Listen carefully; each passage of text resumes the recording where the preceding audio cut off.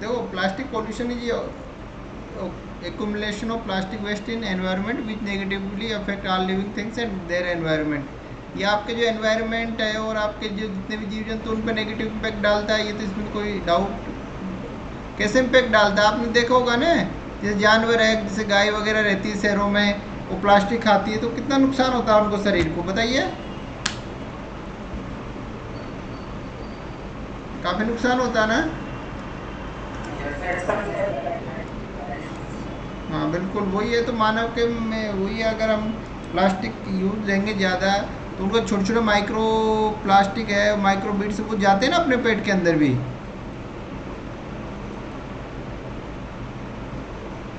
और प्लास्टिक क्या कई केमिकल से मिलके बना हुआ होता है, तो अगर वो केमिकल आपके शरीर के अंदर जाएंगे तो नुकसान तो करेंगे ही वो।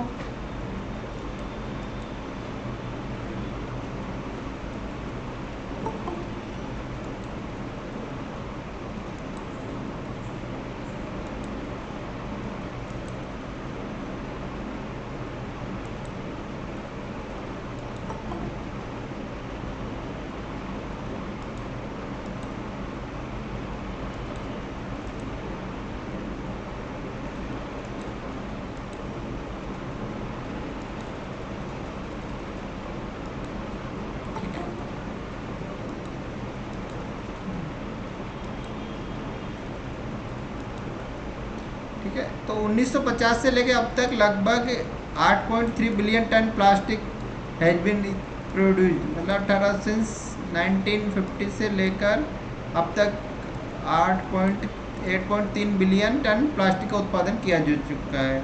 इसमें डेटा वगैरह देखो, आप करंट मैगजीन पढ़ सकते हो, आप अपने हिसाब से लिख भी सकते हो। मैं तो वैसे ही नॉर्मल डेट, क्योंकि डेटा क्या चेंज होते रहते हैं, तो आप जो भी एक साल की मैगजीन पढ़ो ना, उसमें अगर कोई भी डेटा मिलता है आप उसको ऐड करिए।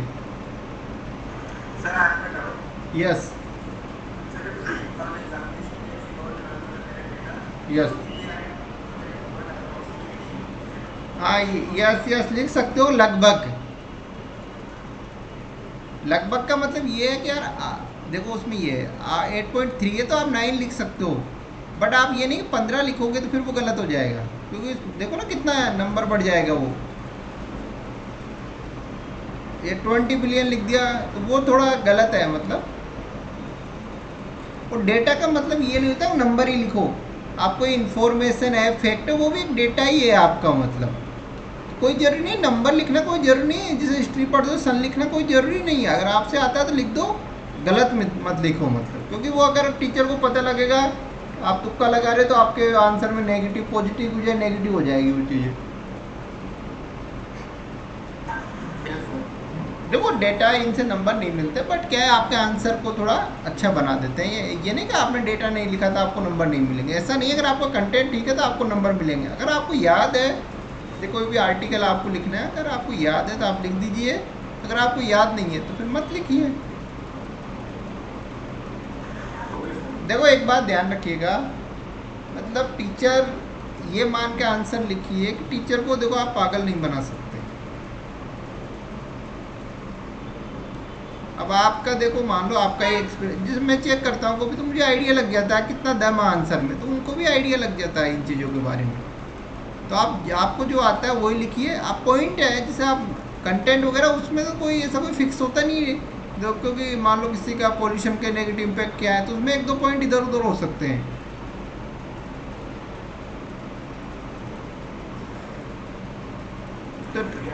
तो रिसाइकलिंग इज माई मिथ, मतलब भ्रम है। ओनली 9% जो प्लास्टिक उसी का रिसाइकलिंग किया जा रहा है। 2050 तक मोर प्लास्टिक, फिश की तुलना में प्लास्टिक की मात्रा अधिक हो जाएगी अपने पृथ्वी पर। तो इतना इतना डेटा है आपके पास सफिशियंट है, ज़्यादा डेटा की नीड नहीं है आपको। अब देखो इन इंडिया कौन कौन स्टेट, देखो आप एक तो सेंट्रल पोल्यूशन कंट्रोल बोर्ड का कोई डेटा आता है करंट में, उसको ले सकते हो।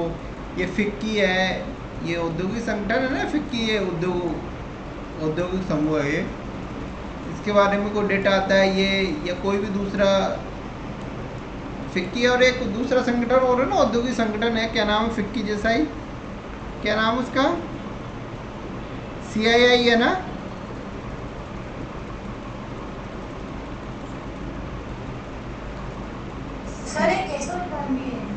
आइसोचेम भी है, CII भी है। Yes correct, thank you.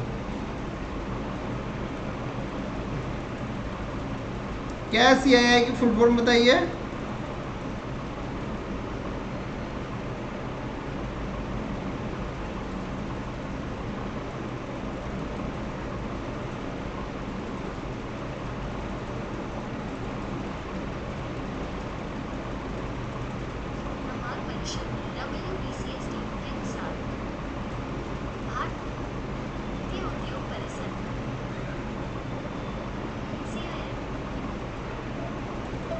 बताइए CII की फुल फॉर्म।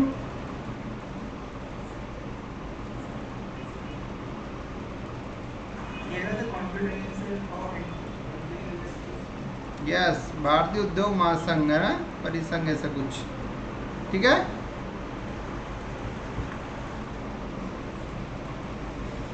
तो आप ये इस टाइप को डेटा अगर आपको मिलता है तो आप लिख सकते हो ना। देखो दुनिया का 85% जो प्लास्टिक पैकेजिंग है वो लैंडफिल, मतलब उसको भूमि के अंदर दबा दिया जाता है, मतलब उसका कोई रिसाइकलिंग नहीं होता ना।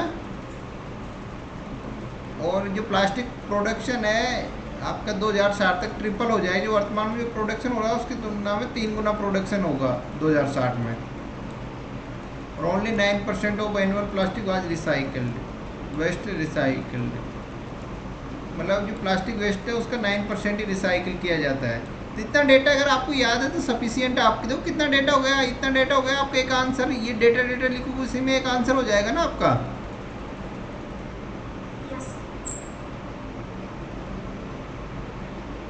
तो उससे जुड़ी हुई कोई संस्था है, कोई के मतलब थोड़ा थोड़ा डेटा, 2-3 फैक्ट हो, आप अपना आंसर अच्छे से लिख सकते हो। ज़्यादा डेटा की ज़रूरत है ही नहीं है आपको। वो तो क्या, ज़्यादा डेटा होगा वो कन्फ्यूजन क्रिएट करेगा। तो कम होना चाहिए पर अच्छा डेटा होना चाहिए, और आपको मतलब उसमें कोई तुक्केबाजी नहीं होनी चाहिए, जो भी हो ठीक होना चाहिए ना। देखो कारण क्या क्या है। नेग्लिजेंस मतलब लापरवाही। कैसे लापरवाही बताइए?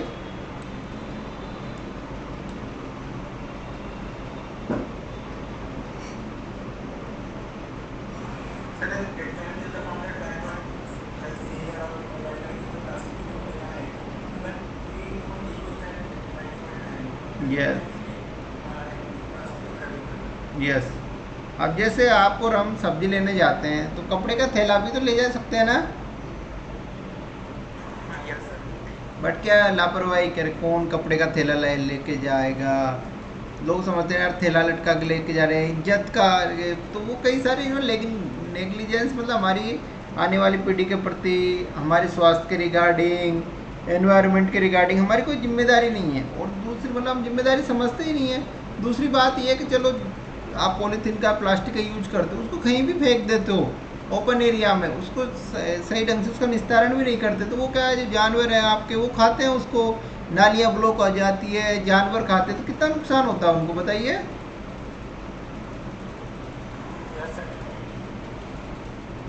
आपका जो सीवरेज सिस्टम है, नालियाँ क्यों ब्लॉक होती है बताओ, इनका मेन रीजन क्या है इनका बताइए। जो नॉन बायोडिग्रेडेबल जो आप मटेरियल डालते हो नालियों में, जो पदार्थ डालते हो, उन्हीं की वजह से तो नालियाँ ब्लॉक होती है ना।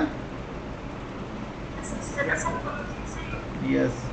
प्लास्टिक है क्योंकि गल नहीं पाती, जैसे खाने की चीज़ें यार ये सब तो क्या है, देखो बायोडिग्रेडेबल है, ये तो डिकम्पोज हो जाती है, लेकिन बट जो आपकी प्लास्टिक है वो डिकम्पोज नहीं हो पाती ना। ठीक है, तो क्लियर हो गया पॉइंट।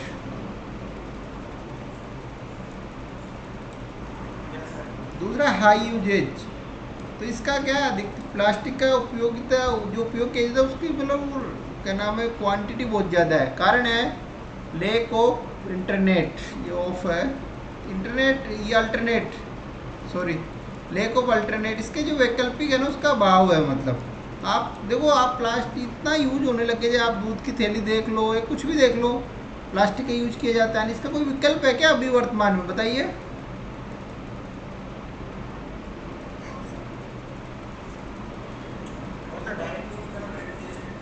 हाँ बिल्कुल, हम रिप्लेस नहीं कर सकते। देखो एक तो सस्ता पड़ता है, एक थोड़ा कंफर्टेबल है, एक थोड़ा उपलब्धता भी आसान है, तो इसका कोई विकल्प नहीं है। तो ये भी एक बड़ी समस्या है। देखो हम छोड़ दे प्लास्टिक, आप सरकार काफ़ी कानून बनाती है, दुकानदारों पर रिस्ट्रिक्शन भी लगाती है, बट दुकान वाले भी क्या करें, हम आम पब्लिक भी क्या करें, क्योंकि जितना यूज करने में जितना आसान है नहीं है, तो उतना है ही नहीं कोई दूसरी वस्तु, तो इसका लेको अल्टरनेट भी इसके लिए बड़ा है, वो है मतलब कानून।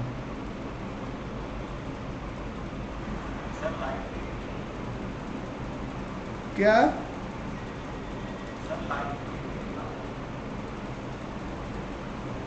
क्या कह रहे हो शिवम, आवाज समझ नहीं पाया मैं। हाँ बिल्कुल बिल्कुल बिल्कुल करेक्ट।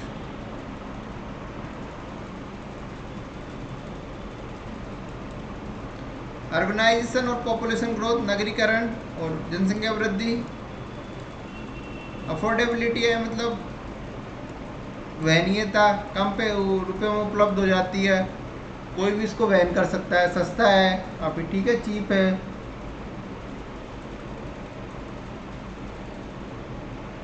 रेकलेस डिस्पोजल, रेकलेस बिल्कुल लापरवाह डिस्पोजल, कोई डिस्पोजल करता ही नहीं है, जहाँ मन आता है वहीं फेंक देते हैं। इस सिंगल यूज प्लास्टिक को कोई भी अपने हिसाब से फेंक देता है ना, जहाँ मन चाहे वहीं।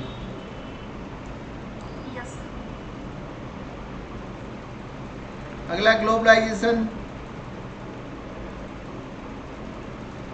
ठीक है,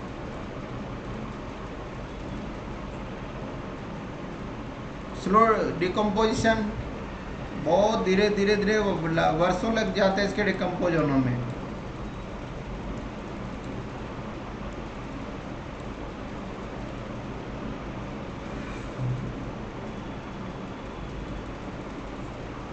इसके अलावा देखो अर्बन रन ऑफ है आपका, सीवर ओवरफ्लो है, टूरिज्म है, इनएडिक्वेट वेस्ट है, डिस्पोजल है, डिस्पोजल मैनेजमेंट है, कंस्ट्रक्शन है, इलीगल डंपिंग, ये सब कारण है ना आपके ये प्लास्टिक पॉल्यूशन के।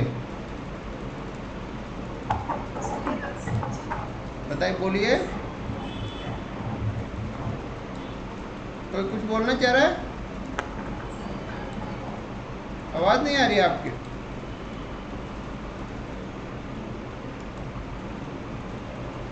क्लियर, इनमें कोई डाउट किसी भी पॉइंट में?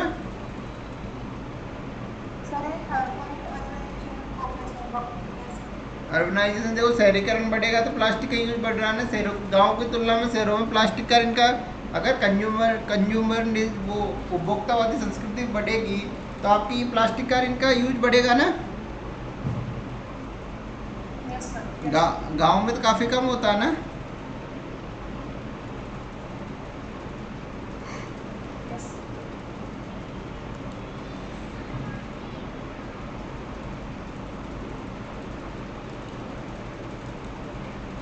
देखो क्या क्या नेगेटिव इम्पैक्ट है इसके।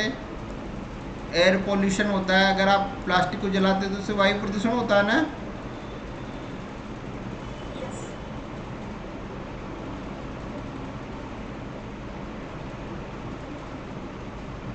ठीक है, ये हो गया एयर पोल्यूशन। दूसरा है लैंड पोल्यूशन, भूमि प्रदूषण होता है ना।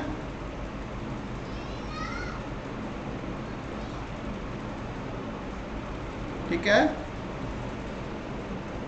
आपके जो वाटर पोल्यूशन होता है, इससे जल प्रदूषण।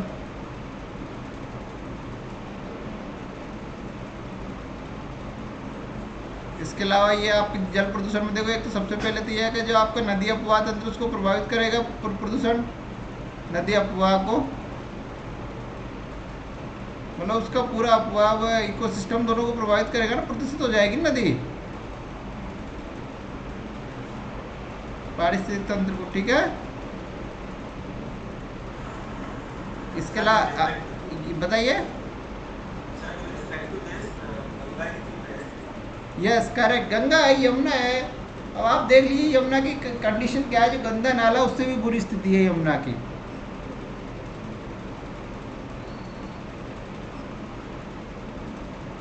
आपका समुद्री और समुद्री जल प्रदूषित होगा। इसके अलावा ग्राउंड वाटर, तो आप ग्राउंड वाटर क्वालिटी गिरेगी ना। जहाँ शहरों के आसपास देखो, दिल्ली के आसपास का जो पानी है ग्राउंड वाटर है, भूमिगत जल, वो पीने लायक है क्या, बताइए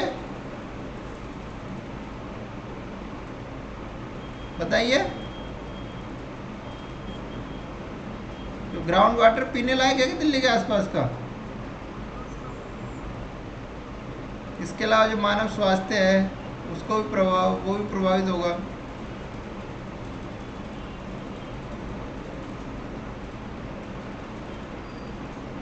तो क्लियर क्या क्या इसके प्रभाव होते हैं।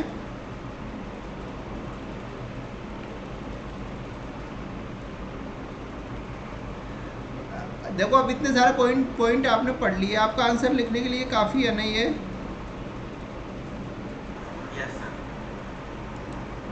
देखो 3 आपकी, 1 मिनट कौन है भाई,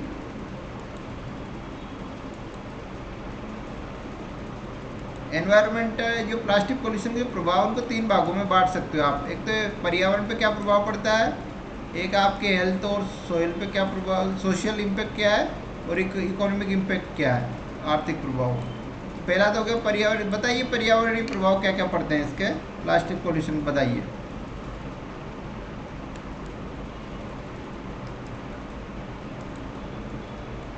बताइए। वायु, एयर पोल्यूशन है ना, ठीक, एयर है ना। दूसरा, दूसरा जल, वाटर है ना। तीसरा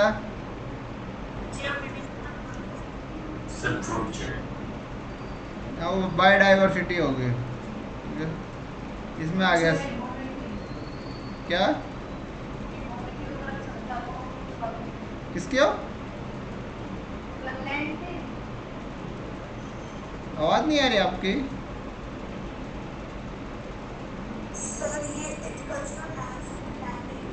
यस, एग्रीकल्चर, ठीक है, एग्रीकल्चरल लैंड ना।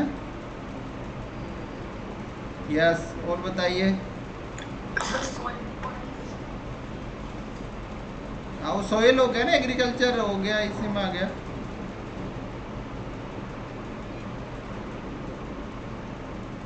और कोई पॉइंट छूट रहा है आपके हिसाब से। देखो वायु प्रदूषण हो गया, वाटर हो गया, बायोडाइवर्सिटी हो गया, एग्रीकल्चर लैंड, बस यही इंक्लूड हो गया इसमें सब कुछ, ठीक है। देखो the single use plastic is believe to be take 1000 of year decompose, ये इसका सबसे बड़ा वो क्या है, ये कि तो डिकम्पोज होने में काफ़ी टाइम लगता है। तो ये क्या है, जो आपका सोयल और वाटर कॉन्टामिनेट करते हैं एंड पोज आपके लैंड, वाटर, वाइल्ड लाइफ के लिए एक चुनौती पेश करते हैं ना ये, मतलब क्योंकि ये क्या है, उनकी जो फूड, ये बायोडाइवर्सिटी किस प्रकार प्रभावित करते हैं, ये क्या आपकी जो फूड चेन है उसका हिस्सा बन जाते हैं ये। अगर फूड चेन में इंक्लूड हो जाएगा तो फिर ये सभी एक जानवर दूसरे को खाएगा, दूसरे चलता रहेगा ना, फूड चेन खाद्य श्रृंखला का हिस्सा बन जाते हैं, ठीक है। पार्ट 2 आगे बढ़े।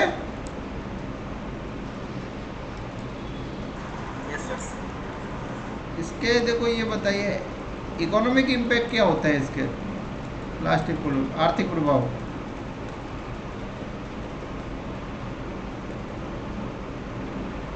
इकोनॉमी, आर्थिक प्रभाव, इकोनॉमिक इम्पैक्ट।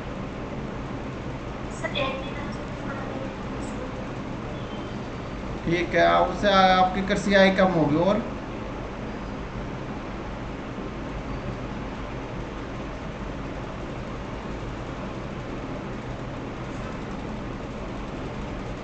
बताइए। सर ये एनिमल्स को अफेक्ट करता है, एक्वाटिक एनिमल्स,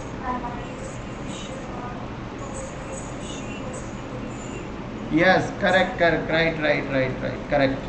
देखो बिल्कुल, एक इसके अलावा देखो आपका वाटर पोल्यूशन बढ़ेगा तो फिर गवर्नमेंट को उसको शुद्ध करने के लिए भी तो प्रयास करना पड़ेगा ना, तो उसमें भी तो नुकसान होगा ना।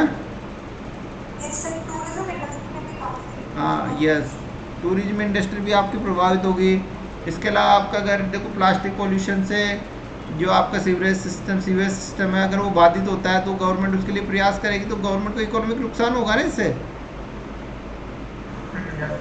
यस, तो ये देखो इकोनॉमी द लिटरिंग है ना, कचरा और plastic is visually unattractive and potential to impact GDP. Tourism की वजह से जो आपकी इनकम, क्योंकि तो अगर पोल्यूशन बढ़ेगा तो टूरिज्म जो पर्यटन आता है वो कम होगा ना। अगर कोई आपका कोस्टल एरिया है, एक तो बिल्कुल नीट एंड क्लीन इलाका है और एक में पोल्यूशन है, तो पर्यटक कहाँ जाएंगे ज़्यादा, मुझे बताओ।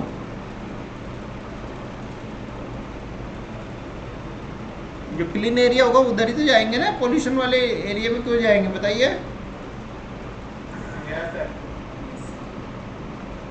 इसके अलावा देखो आपका जो फिशिंग इंडस्ट्री प्रभावित होगी उससे, क्योंकि पोल्यूशन से मछलियों को भी तो नुकसान होगा ना।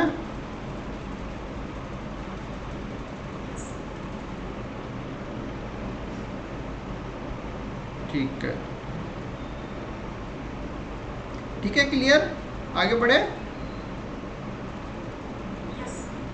हेल्थ और सोशल इम्पैक्ट क्या क्या प्रभाव हो सकते हैं इसके, स्वास्थ्य और सामाजिक प्रभाव क्या हो सकते हैं।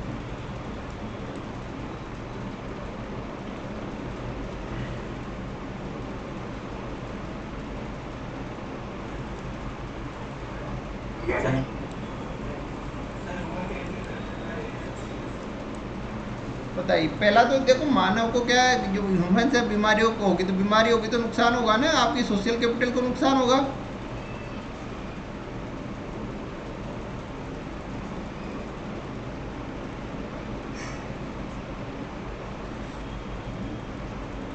मानव सर बिल- कल एक अपने डॉक्यूमेंट की शेयर करी थी, जो बताती है कि ह्यूमन रिसोर्सेज पे और ज़्यादा प्रेशर आएगा, जिसकी वजह से ह्यूमन इक्वालिटी और ज़्यादा बढ़ेगी और यस, ह्यूमन के जो टॉप्सेस हैं एजुकेशन के वो काफ़ी कम होंगे, उनका वर्क फोर्स में पार्टिसिपेशन और कम होगा। और अगर महिलाएं अगर इंडिपेंडेंट नहीं है तो इससे जैसे कि वॉयलेंस और इस तरीके की चीज़ों को ज़्यादा बढ़ावा देते हैं, तो सोसाइटी और ज़्यादा इक्वल होती है। तो कुल मिला के बात ये है, आप ये कहना चाह रहे हो महिलाओं की, और महिलाओं की स्थिति में मतलब अगर पोल्यूशन बढ़ता है या कोई भी समस्या आती है ना, तो सबसे ज़्यादा इम्पैक्ट कोई बच्चों पर, महिलाओं पे पड़ता है ना। अगर कोई भी आपदा है, कोई भी प्रॉब्लम क्रिएट हो, तो उसका सबसे ज़्यादा भुगतान किसको करना पड़ता है, महिला और बच्चों को। ठीक है, अगर बीमारियां बढ़ेगी तो उससे सबसे ज़्यादा प्रभावित कौन होगा, महिला और बच्चे।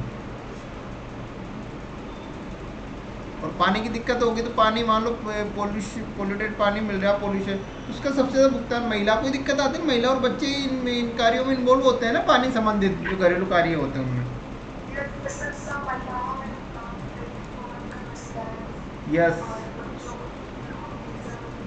Yes, yes, yes, correct.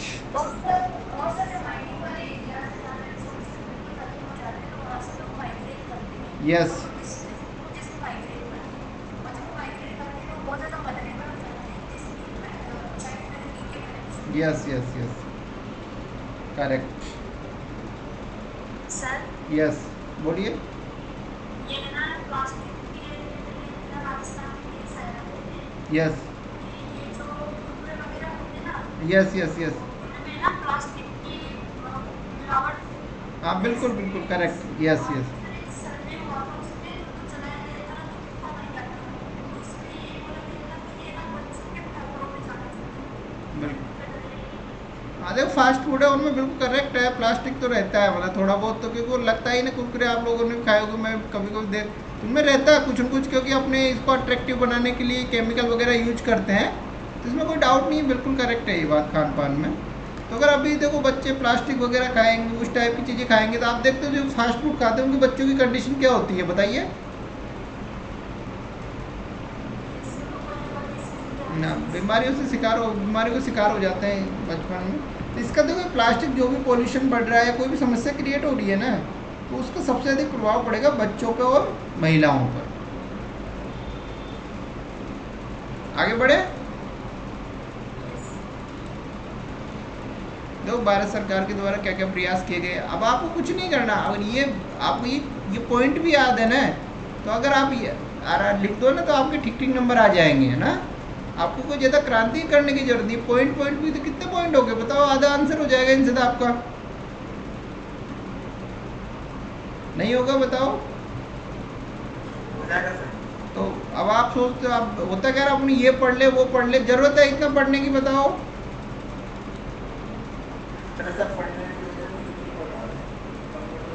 बस अब कल आपने वो क्वेश्चन किए थे प्री में, आपको ये लगा होगा नहीं यार कम ही पढ़ना चाहिए, इतनी सारी बुकें पढ़ने का क्या मतलब है, क्योंकि कुछ याद नहीं रहता एग्जाम हॉल में तो। अब वो तो 10 ही क्वेश्चन किया था, आप सोचो 100 क्वेश्चन करते हैं, कितना दिमाग, कितना मतलब टाइम में, उस टाइम में करना कितना मुश्किल होता है बताइए। तो इसलिए मैं कहता हूँ कम पढ़ो, बार बार पढ़ो, तब अच्छे नंबर आएंगे। ज़्यादा पढ़ोगे तो नंबर नहीं आएंगे ज़्यादा।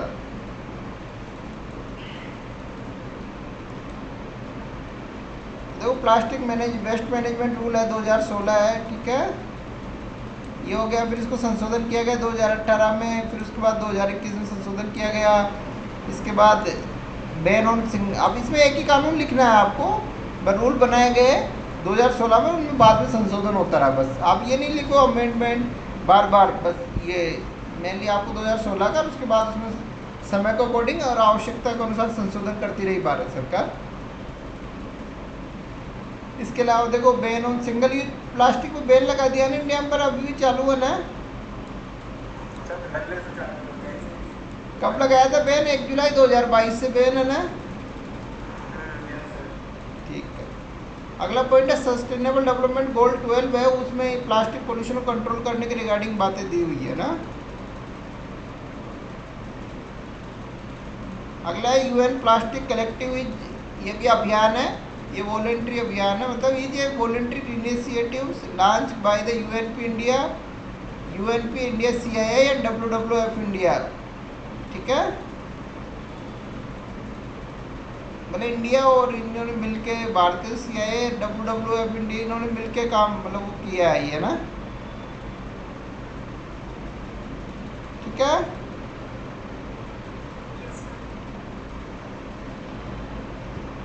तब इनमें दो भी लिख दो यार आप, तो एक कानून लिख दो और एक ये ban on single use plastic का बैन लगाया गया है, और सस्टेनेबल डेवलपमेंट गोल 12 लिख दो, बस काफ़ी है।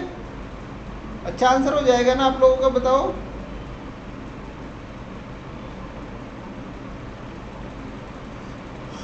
Yes sir. इसके अलावा कुछ करने की जरूरत है क्या, बताओ मुझे।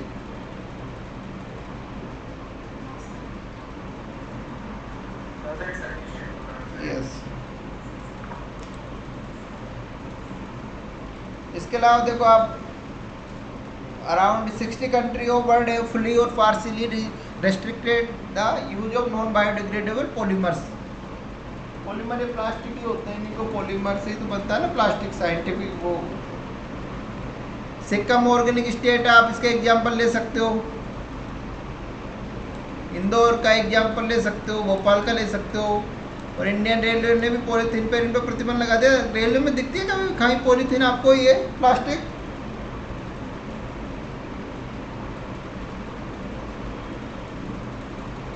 बताइए।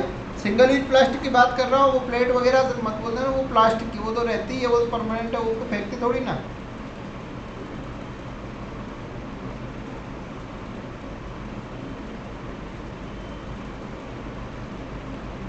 रेलवे ने भी काफ़ी हद तक कंट्रोल किया है, थोड़ा बहुत है, अभी भी चल रहा है, बट किया है कंट्रोल। इतने सारे एग्जाम्पल हो गए आपके पास।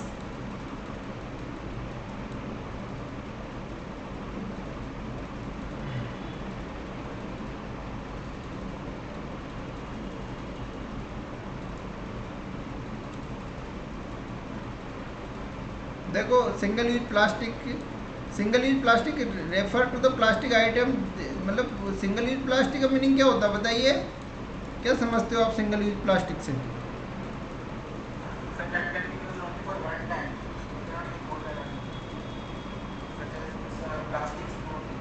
यस, आपकी पॉलीथीन वगैरह लाते हो आप, वो सिंगल यूज प्लास्टिक ही है ना।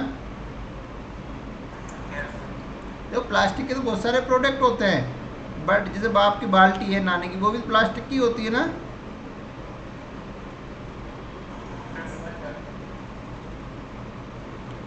बट वो एक बार यूज तो बार बार, तो इसमें प्रॉब्लम ये सिंगल यूज प्लास्टिक है ना, वही है सबसे बड़ी समस्या। प्लास्टिक के बिना तो आज के ज़माने हर चीज़ प्लास्टिक की बनी हुई है, बट सबसे बड़ी समस्या जो सिंगल यूज प्लास्टिक है वो है दिक्कत।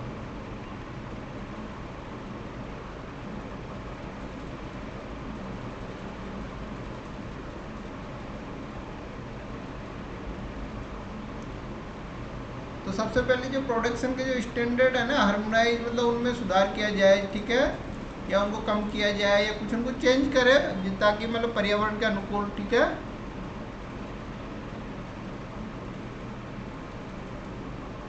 हार्मोनाइज ग्लोबल प्रोडक्शन स्टैंडर्ड, उनमें कोई भी सुधार किया जा सकता है, मतलब जो भी उसकी टेक्नोलॉजी में, उनकी क्वालिटी में, क्वांटिटी में, तो वो जो प्रोडक्शन के रिगार्डिंग जो भी सुधार करना है उसको इम्प्रूव किया जाए। अगला पॉइंट है एक्सटेंडेड प्रोड्यूसर, इसमें क्या उत्पादक की भी जिम्मेदारी उसको बढ़ाया जाए।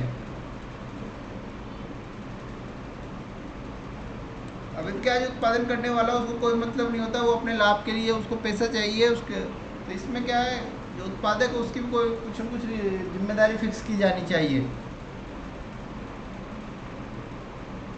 इसके अलावा लिमिट प्लास्टिक प्रोडक्शन, इसका उत्पादन को सीमित किया जाए।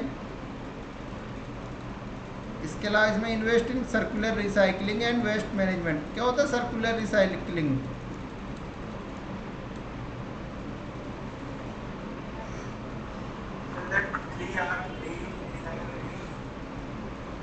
यस, मतलब उसको फेंक कर और यूज किया जाए, मतलब कि गोलाकार चक्र, मतलब देखो ऐसे, ये जैसे ये गोलाकार, मतलब कोई प्रोडक्शन हुआ, फिर इधर से फिर वो क्या नाम है उसको, इधर वेस्ट हो गया, फिर इधर वापस से आप उसको यूज दे रहा, तो मतलब चक्राकार उसमें घूमती रहती है आपकी इकोनॉमी, ठीक है, गोलाकार।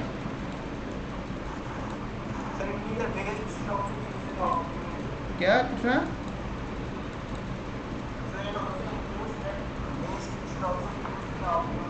यस, मतलब यस, जितना हो सकता है उसका रिसाइकिल किया जाए। वो सब, कोई भी चीज़ दोबारा हर चीज़ तो यूज नहीं की जा सकती, बट जितना हो सकता है कोशिश की जाए।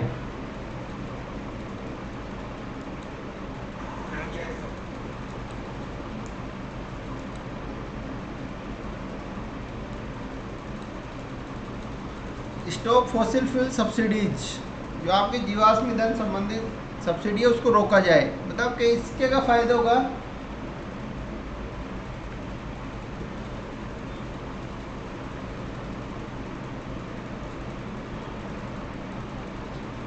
देखो अगर आप, आप बताइए।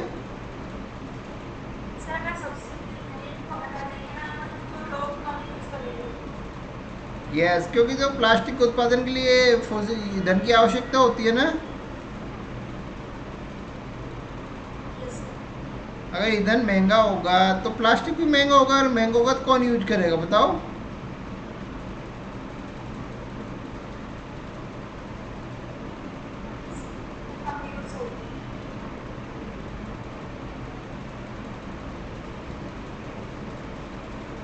ठीक है।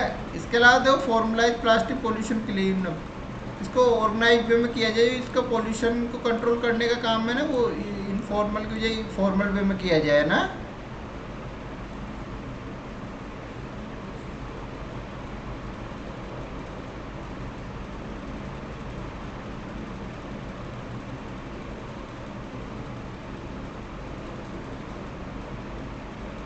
ठीक, आगे बढ़े।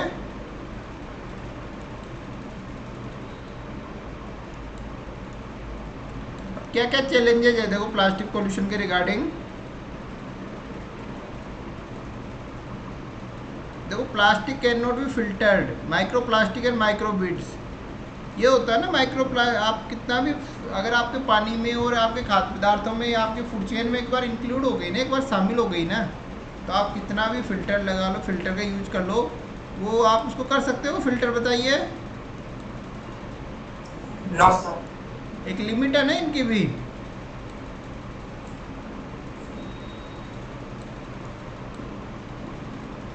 माइक्रो बीड्स और माइक्रो प्लास्टिक और माइक्रो बीड्स, ये छोटे छोटे कण होते हैं ना प्लास्टिक के, उनको कहा जाता है।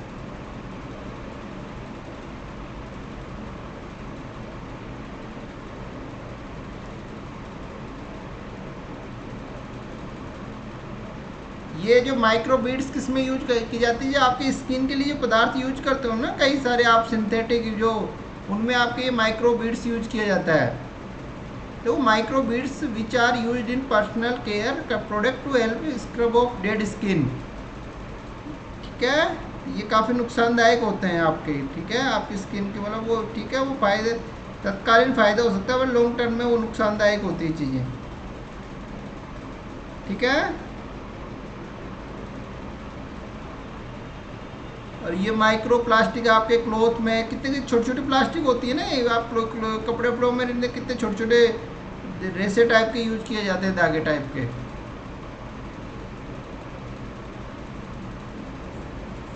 क्लियर, आगे बढ़े।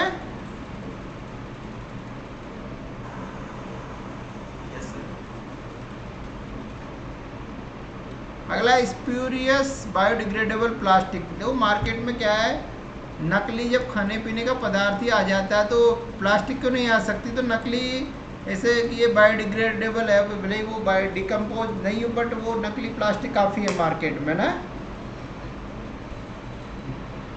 Yes sir. अगला पॉइंट है आप e commerce company plastic waste. जो ई कॉमर्स कंपनी है, आप देखो एक तो दुकान पे कोई फिजिकल दुकान है, आप जाओगे तो वहाँ आपको प्लास्टिक कम मिलेगी, लेकिन ई कॉमर्स से कितना प्लास्टिक यूज बढ़ा है बताइए। Yes sir. इसके अलावा देखो आपके improper implementation and monitoring, local bodies have failed to implement and monitor segregation of waste. जो आप अलग अलग करते हो ना कचरा जो सोर्स पे, उसके रिगार्डिंग जो अर्बन लोकल बॉडीज है वो सफल रही है ना अभी तक इसके regarding.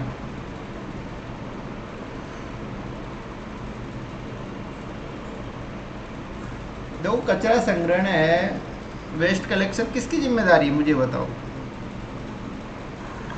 Local bodies. Local bodies है, तो लोकल बॉडीज अगर ढंग से काम करेगी तब तो इस समस्या का समाधान कर पाएंगे ना हम। अगर लोकल बॉडीज सही तरीके से काम नहीं करेगी तो बताओ समस्या का समाधान कैसे कर सकते हो मुझे बताओ। तो लोकल बॉडीज है ना कि अपनी अभी तक भी इसको जो इम्प्लीमेंट और मॉनिटर करने में अभी असफल रही है। आप उनके पास देखोगे या चाहे करप्शन देख लो, चाहे उनके पास वित्त की कमी हो या कोऑर्डिनेशन का अभाव, जो भी कारण रहा हो, मतलब यहाँ बोर्ड पॉलिटिक्स की वो राजनीति, वोटों की राजनीति, बहुत सारे फैक्टर हैं, बट वो फेल रही है पूरी तरह अभी तक। ठीक है,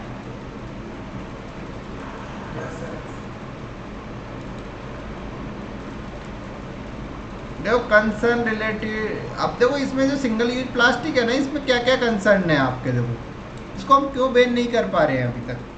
देखो एक तो अनक्लियर डेफिनेशन, डेफिनेशन क्लियर नहीं है कि कौन सी सिंगल यूज प्लास्टिक है कौन सी। देखो डेफिनेशन जो गवर्नमेंट ऑफ इंडिया उसमें एक प्रॉब्लम है।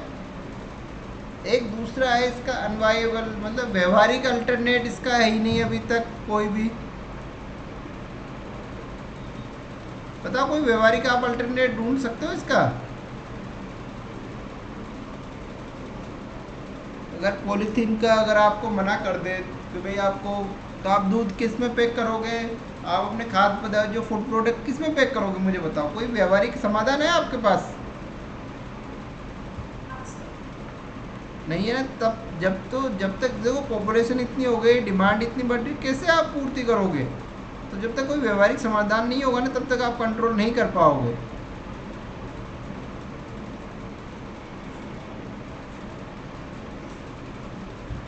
चलो आप बंद तो कर दो, पर लोगों को आपको वो तो देना पड़ेगा ना, कौन सा यार कौन सा वैकल्पिक वो है, क्योंकि अगर बिना विकल्प के आप बंद कर दोगे तो कैसे हो पाएगा बताओ।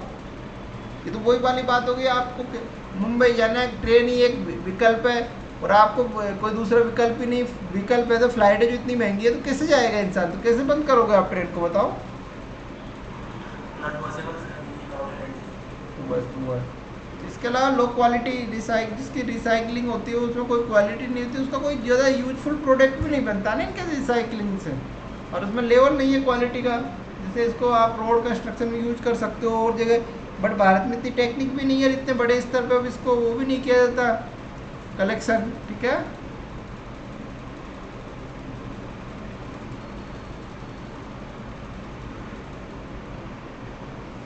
गांव में क्या होता था पहले, गांव और शहरों पहले जो प्लास्टिक होता था ना, ये उसको पिघला पिघला के बॉल बनाते थे तो वो डामर टाइप की बन जाती थी ना, ब्लैक ब्लैक।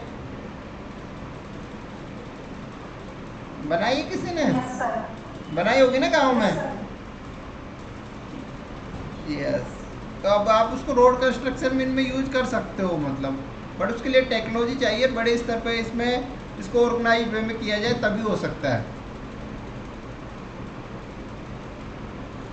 इसके इसके अलावा देखो इनएडिक्वेट रिसोर्सेज विद यू है, जो अर्बन लोकल बॉडी होती है ना उसके पास अपर्याप्त संसाधन, उनके पास पर्याप्त मात्रा में संसाधन नहीं है।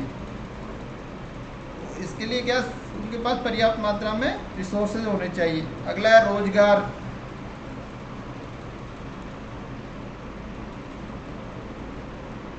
बताओ कैसे रोजगार कैसे संबंधित है इससे?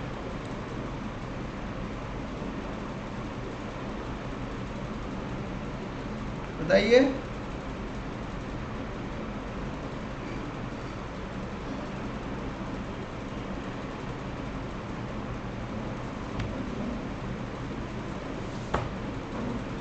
बताओ, समझाओ थोड़ा सा कैसे।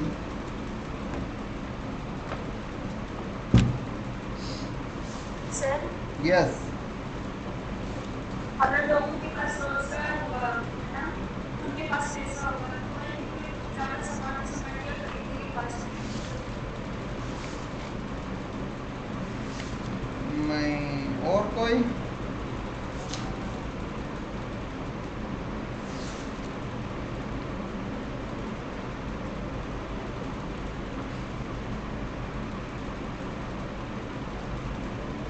तो प्लास्टिक कंपनी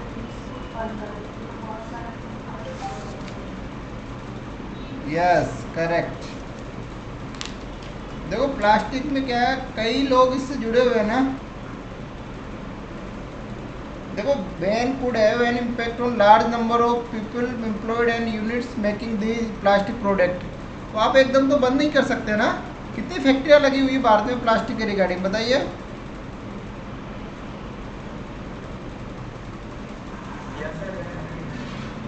यस कृष्णा आपने भेजा, in Bengaluru road build with 100% recycle plastic waste between eco word and over. तो देखो बिल्कुल प्लास्टिक का यूज करके आप रोड बना सकते हो ना।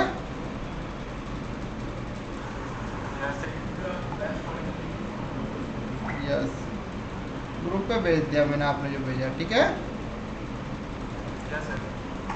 अगला रेगुलेशन एंड इंफ्रास्ट्रक्चर।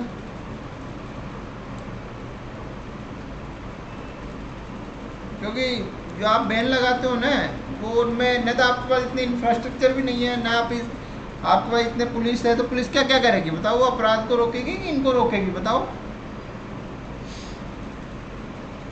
और आपकी जो अर्बन लोकल बॉडी है उनमें वैसे ही इतना करप्शन है और कोई रूल एंड रेगुलेशन क्लियर नहीं है, अलग अलग राज्यों के अलग अलग नियम है, तो कैसे रोक पाओगे आप बताओ?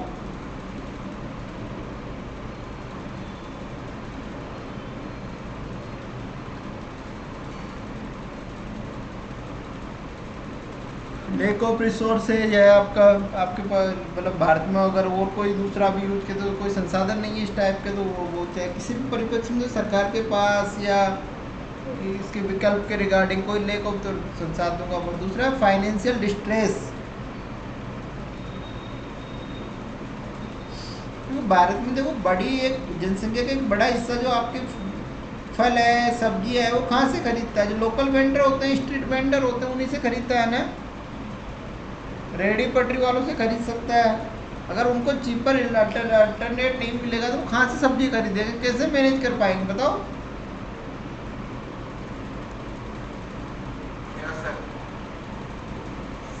क्लियर हो गया? आगे बढ़े। देखो सबसे पहले तो देखो ये है आपका पूरी प्रक्रिया। सबसे पहला अच्छा ऑप्शन क्या है आपके पास? ये लैंडफिल वाला है या रिड्यूज वाला है ऑप्शन? अच्छा ऑप्शन यस। तो सबसे पहले तो ये करना है आपको, इसको अगर प्लास्टिक पॉल्यूशन से बचना है आपको, तो जो आपकी जो यूज करते हो उसको रिड्यूज किया जाए, मतलब क्वांटिटी को कम किया जाए। जो मात्रा है यूज करने की जो मात्रा है उसको कम किया जाए, मात्रा कम की जाए।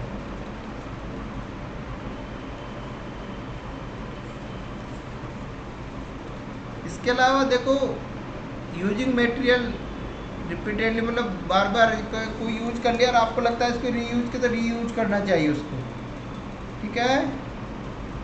और रीयूज नहीं हो तो फिर रिसाइकल करो। जैसे रोड वगैरह बनाते हो उसके using material to make new product बना सकते हो। इसके अलावा रिकवरी, मतलब जो अगर आपको कोई वेस्ट है उससे एनर्जी प्राप्त कर सकते हो। और लैंडफिल मतलब ये सब रिसाइकल और रिकवरी करने के बाद जो भी बचता है ना उसको सेफ रूप मतलब सुरक्षित रूप से उसका डिस्पोज किया जाए, डिस्पोजल। ठीक है, क्लियर हो गया? ये कि डायग्राम बना दे तो कितना अच्छा डायग्राम में आप एग्जाम में नंबर बढ़ेंगे ना आपके इससे। इस टाइप के डायग्राम बना सकते हो तो टीचर को क्या पढ़ते ही चीज़ें समझ में आ जाए, आपको पूरा आंसर पढ़ने की ज़रूरत नहीं पड़ेगी टीचर को। तो टीचर क्या होता है ना, आपके इंट्रोडक्शन और बीच का पार्ट कंक्लूजन देखकर एक नज़र घुमा के पता लग जाता है कि आंसर में कितनी दम है। कोई नहीं पढ़ता पूरा आंसर, एक एक लाइन एक एक शब्द, वो एक सतही उससे ही देख लेते हैं कितना दम है आंसर में।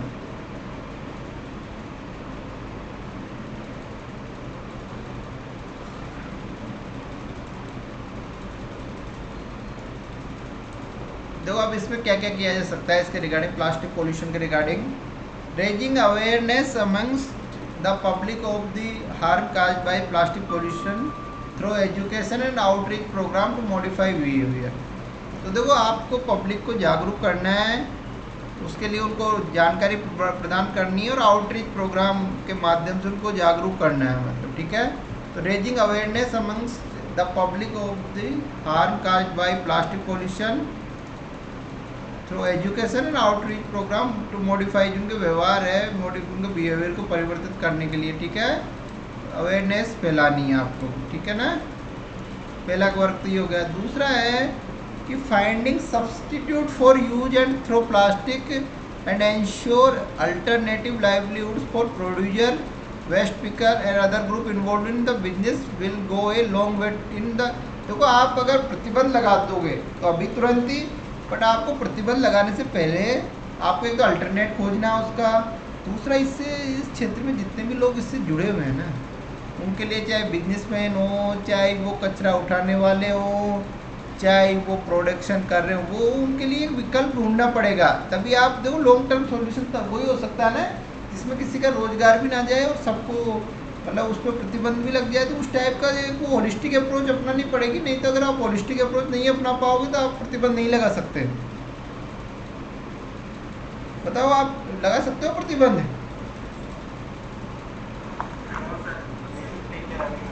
यस। तो आपको सबका देखो, कोई भी काम करोगे ना आप किसी भी प्रकार के, तो आपको हमेशा होलिस्टिक अप्रोच लेके चलनी है। मतलब सभी पक्षों को, सभी स्टेक होल्डर का ध्यान रखना है। अगर आपने एक को भी छोड़ दिया ना तो आप फिर नहीं हो पाएगा वो चीज़, उसका सॉल्यूशन नहीं ढूंढ पाओगे।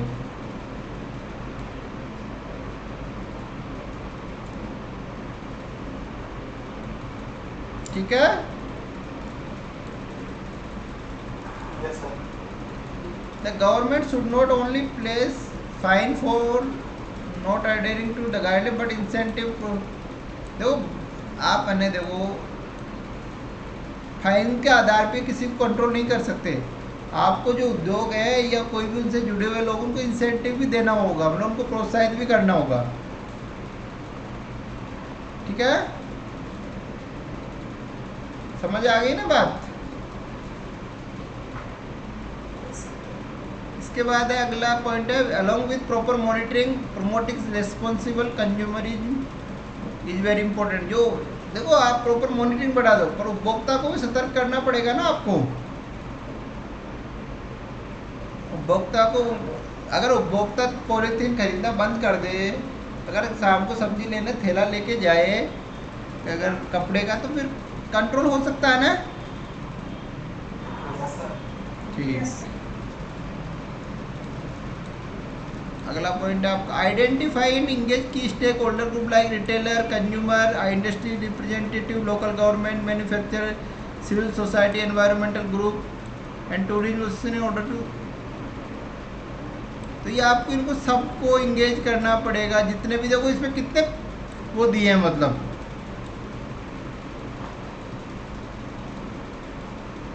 तो कितने स्टेक होल्डर बताइए इसमें? बहुत सारे स्टेक होल्डर है ना।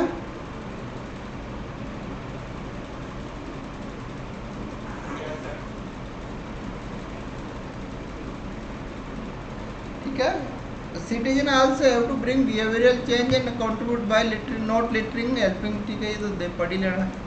तो बताइए इतने 6 पॉइंट पर कितने शानदार शानदार पॉइंट है ना Yes, sir. ये। ठीक है, इसमें हर चीज़ में परपक्ष पे बल दिया है। मतलब ये नहीं कि इसमें एक ही चीज़ का आप फाइन लगा दो, उनका फाइन से कुछ नहीं होगा। आपको उनको इंसेंटिव भी देना पड़ेगा। अगर देखो, अगर दुकानदार को कोई दूसरा ऑप्शन मिल रहा है, उद्योगपति को दूसरा रोजगार मिल रहा है, तो क्यों करेगा बताओ।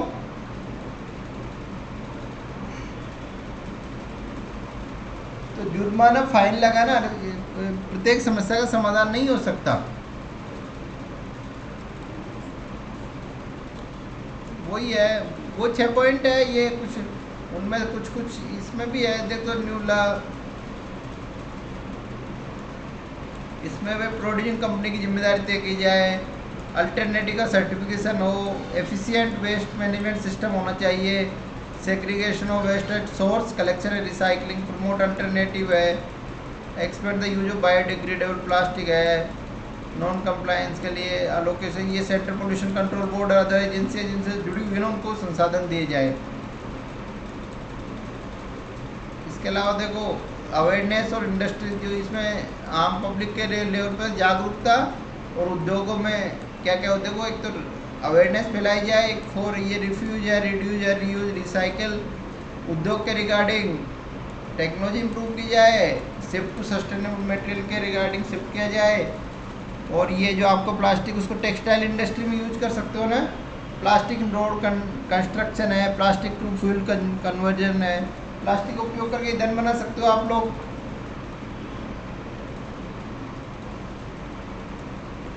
तो क्लियर, कोई डाउट इसमें? No, sir.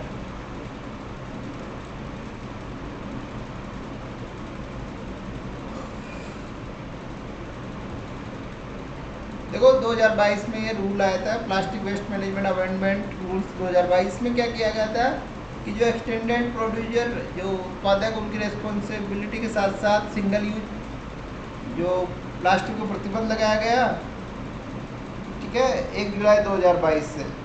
बट अभी प्रतिबंध है नहीं ना पूरी तरह।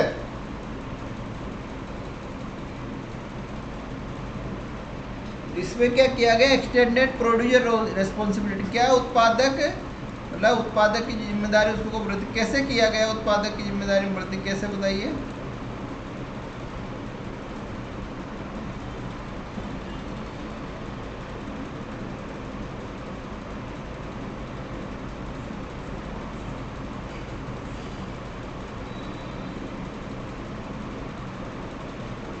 बताइए उत्पादक की जिम्मेदारी कैसे तय की गई, बताओ। Sir, like, producer and also deposit the same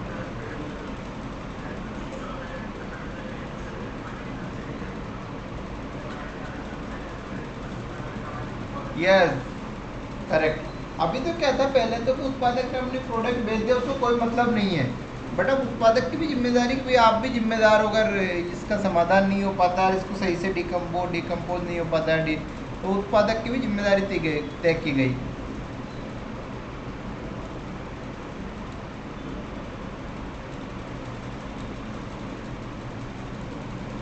ये 2016 का जो मैनेजमेंट रूल था, इसी के ये किसके तहत बनाया गया, environment protection act introduce the concept of EPR to manage plastic in India, ठीक है, इसी के कानून के तहत इसको लाया गया ना, ठीक है। मेन कानून तो वही था ना, जो प्लास्टिक मैनेजमेंट रूल 2016, फिर उसमें बाद में चेंज करते गए। Yes, sir.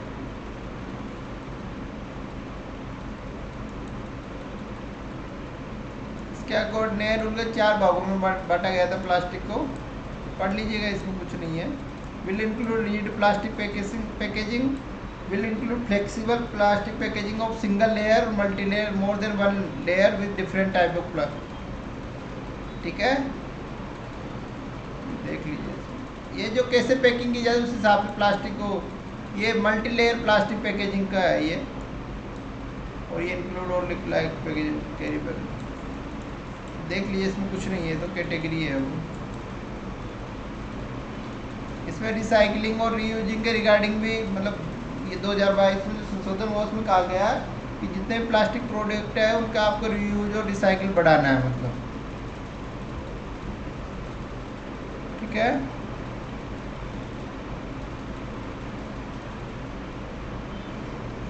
इसके अलावा जो according to the new rules the producer and importer and brand owner shall have to provide the detail of recycling certificate only from, इनको क्या है जो रजिस्टर्ड रिसाइकल है उनके वहाँ से ही सर्टिफिकेट लेना पड़ेगा, मतलब और किसी से नहीं ले सकते मतलब, ठीक है।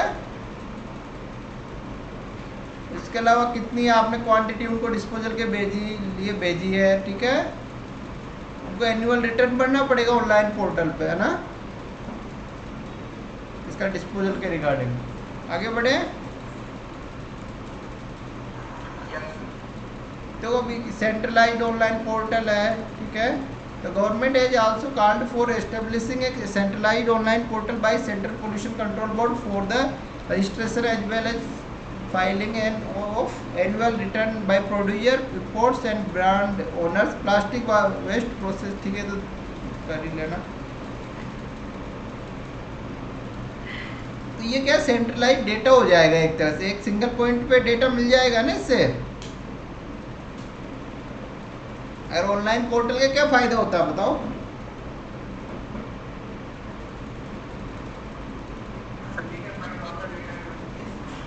यस,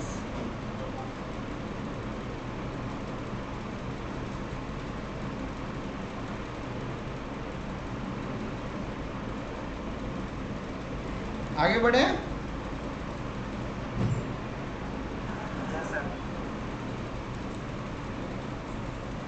एनवायरनमेंट कंपेंसेशन के बारे में भी जो नया कानून है उसके बाद उसमें it shall be levied based upon polluter pay principle, इसमें क्या है जो पोल्यूशन क्रिएट करेगा उसको वो भी फाइन भी देना पड़ेगा जो भी है। तो जिससे जो फंड कलेक्ट होगा ना वो जो the funds collected shall be utilize for the collection recycling end of life disposal of uncollected plastic waste. मतलब कुल मिला के बात है कोई जुर्माना लगता है कुछ भी उससे फंड इकट्ठा होता है उसको जो आपका प्लास्टिक का पोल्यूशन है जो प्लास्टिक का जो डिस्पोज नहीं हुआ उनको डिस्पोज करने के लिए उसको यूज किया जाएगा, ठीक है।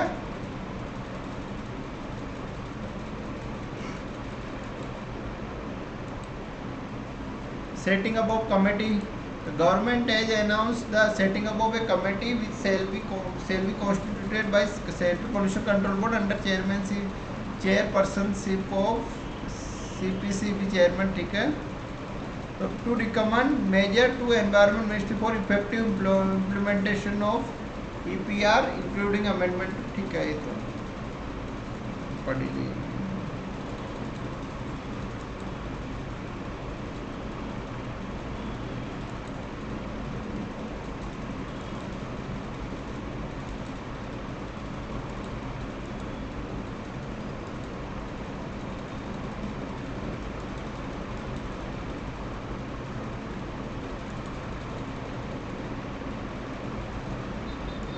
तो ये अभी 2022 में संशोधन कैसे कही, it is an important step for reducing pollution due to, ठीक है।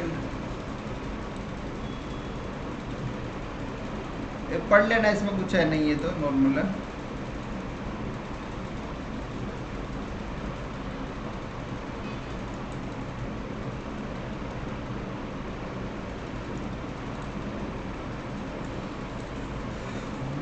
इसमें भी कुछ नहीं है आगे। ये मार्कोल तो पढ़ ही लिया ना आप लोगों ने, कौन से चैप्टर, मेरीन पोल्यूशन को रोकने के लिए है ना ये। हेलो, ये इंडियन प्लास्टिक चैलेंज कहते तो 2021, तो it is unique competition calling, ये देख लिया। स्वच्छ भारत मिशन है, इंडियन प्लास्टिक पैक्ट है, प्रोजेक्ट रीप्लान है, यूएन प्लास्टिक कलेक्टिव है, गोल्ड लीटर पार्टी, इस टाइप के कई सारे प्रोजेक्ट चल रहे हैं। देख लीजिए, करंट में आता रहता है, इसमें कोई ज़्यादा बड़ा वो नहीं है, ठीक है। इतना 2-3 पॉइंट याद हो काफ़ी है, ज़्यादा इतना पढ़ना ही नहीं है आप लोगों को परेशान होने की।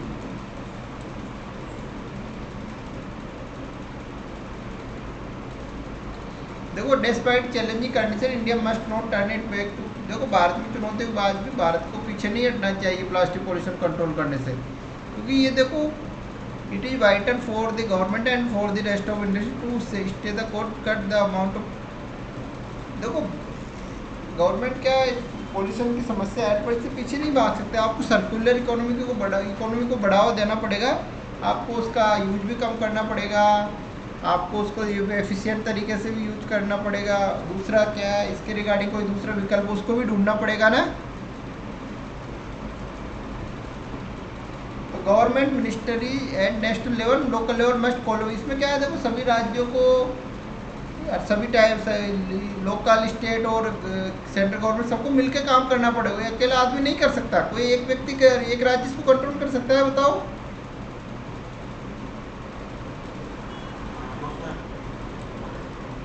यस।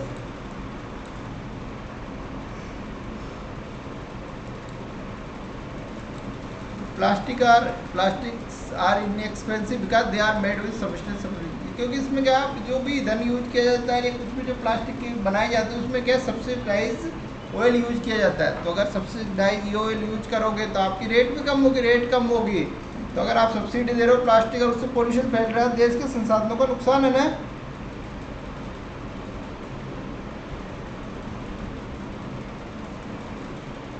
बताइए।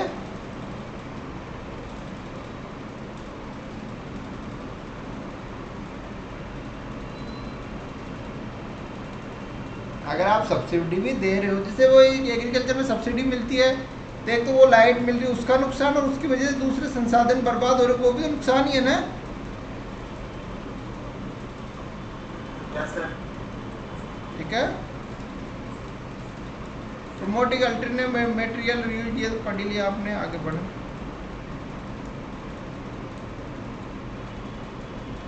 देखो भारत सरकार ने क्या कहा, 1 जुलाई 2022 से प्रतिबंध लगा दिया। India has banned the manufacture, import, stocking, distribution, sale and use of single use plastic item with low utility life, इसको खत्म कर। इसके अलावा आपका प्लास्टिक मैनेजमेंट रूल 2021 2000, ये तो देख लो।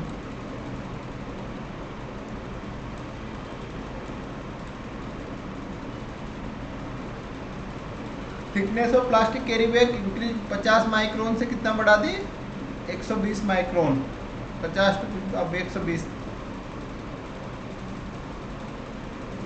तो प्लास्टिक, ये आपका प्लास्टिक में वेस्ट मैनेजमेंट अमेंडमेंट रूल्स 2022 का ये गाइडलाइन प्रोवाइड करता है circular economy of plastic packaging waste. जो आपको प्लास्टिक पैकेजिंग वेस्ट को सर्कुलर इकोनॉमी, उसको कैसे कन्वर्ट किया जाए, मतलब।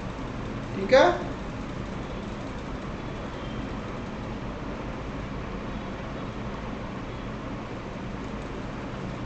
Promote the development of new alternative to plastic packaging.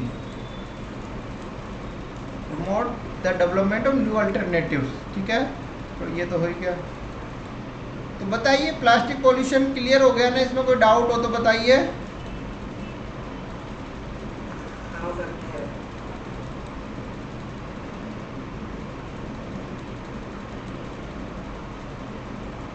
तेरह ही लोग बच्चे हैं, पता नहीं कहाँ गायब हो गए।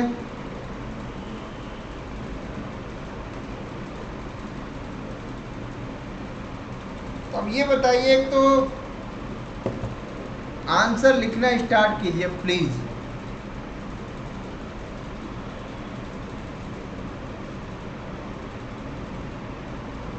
बताइए क्या किया जाए।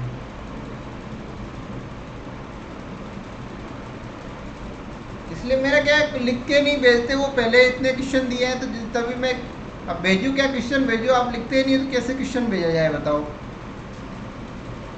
जब पढ़ना वढ़ना नहीं, सब चलता रहेगा, पढ़ने वढ़ने से कुछ नहीं होगा, मैं बताऊं। आप सोचो हमें सब कुछ याद हो जाएगा, कभी नहीं होगा। और डेली जो लिख लेगा ना, आपने सोच लिया ना, अरे कल लिख लेंगे, परसों कल कभी आता ही नहीं है। आपकी प्री आएगी, क्या टाइम बचा आपको? देखो जुलाई निकल ही गया, आज 2 अगस्त, 1 अगस्त हो गया, अगस्त, सितंबर, अक्टूबर, नवंबर, दिसंबर, फिर वही मई आता हुआ ही दिखेगा। आपका टाइम ही नहीं है ज़्यादा। यार हमारी ज़िंदगी के इतने साल निकल गए, हमें खुद को ही पता नहीं है। तो आपको लगता है, कोई सोचता है मैं 2 महीने बाद पे पढ़ लेता हूँ, मैं 3 महीने बाद, ऐसा नहीं। आप प्लीज़ लिखो। अब मेरा क्या चेक करने का मन करता है, पर 1-2 लोग लिखते हैं, उनको मैं फ़ोन करके ही समझा देता हूँ। कोई लिखता है नहीं तो क्या ही कॉपी चेक करे, वही है ना।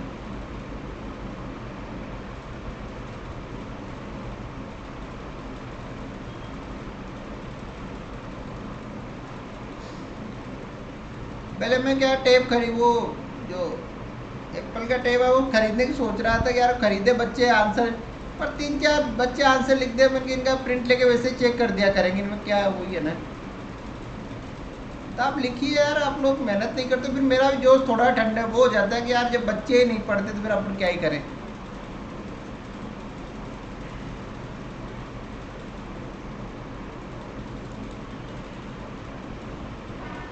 मैंने देखो पहले भी कही थी, आज भी कह रहा हूँ एक बात कि आपके शरीर में कोई फर्क नहीं पड़ेगा, आप जितनी मेहनत करोगे ना उतनी कम है। कुछ भी लिखो लिखो यार, देख के लिखो, बिना देखे लिखो, इंट्रोडक्शन लिख दो, कंक्लूजन लिख दो, बीच का पार्ट लिख दो, बस क्या फर्क पड़ता है बताओ। एग्जाम में भी तो लिखना ही है, अगर आप प्रैक्टिस नहीं करोगे तो कैसे लिख पाओगे बताओ। और 5 क्वेश्चन कोई ज़्यादा बड़ी बात नहीं है यार, बहुत नॉर्मल चीज़ है।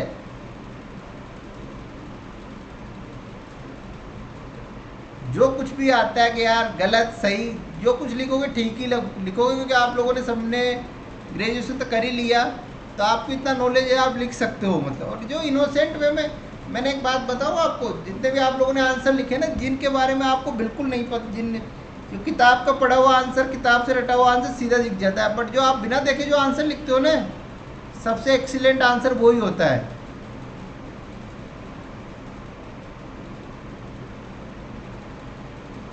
जिन लोगों ने बिना देखे जो जो आंसर लिखे ना, उनमें वो बहुत अच्छे पढ़ने में। जिनमें आपने किताब से देखे और रटा रटाया आंसर लिखे, उनमें मज़ा नहीं आता, वो बनावटीपन वैसे ही दिख जाता है।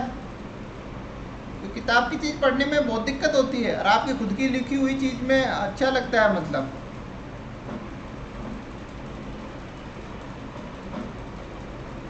तो ठीक है फिर, पढ़ाई करिए ना।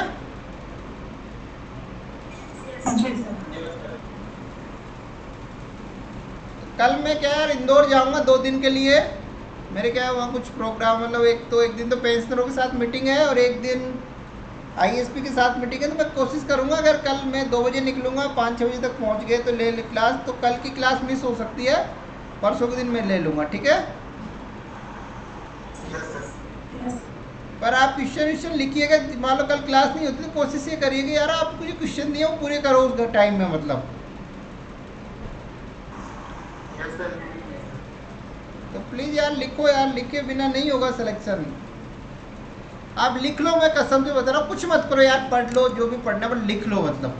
आपका अगर किसी ने 1 साल तक 1500 क्वेश्चन लिख लिए ना डेली 5-5, उसके शानदार नंबर आएंगे मेंस में। यार लिखोगे, कुछ तो लिखोगे ही ना आप, मतलब कुछ तो विचार आएंगे ना आपके माइंड में, यस। मतलब कुछ कोई शब्द तो नहीं लिखोगे ही ना, कुछ तो लिखोगे ना, तो लॉजिकल चीज़ ही लिखोगे ना, उल्टा पुल्टा तो कुछ नहीं लिखोगे। हिस्ट्री की लिखोगे, ज्योग्राफी कुछ तो लिखोगे ना। Yes sir. भाई इतना तो नॉलेज है, तो उससे फ़ायदा होता है यार लिखने से। अब आप सोचोगे यार मैं तो जब लिखूंगा जब मेरी तैयारी, वो नहीं हो सकती भाई, वो तो कभी भी नहीं होगी। और आप ये मानो, आप इतना क्वालिटी का आंसर लिखना चाहते हो, मान लो यहाँ इतना सोचो, आप इतना पढ़, एग्जाम में नहीं लिख सकते ऐसा आंसर यार 3 घंटे में आप लोग, चाहे कितना ही पढ़ लो आप, क्योंकि इतना टाइम ही नहीं मिलेगा। और सुबह का पेपर, शाम का पेपर कैसे लिख दोगे, सेकेंड पेपर में नींद आती है यार।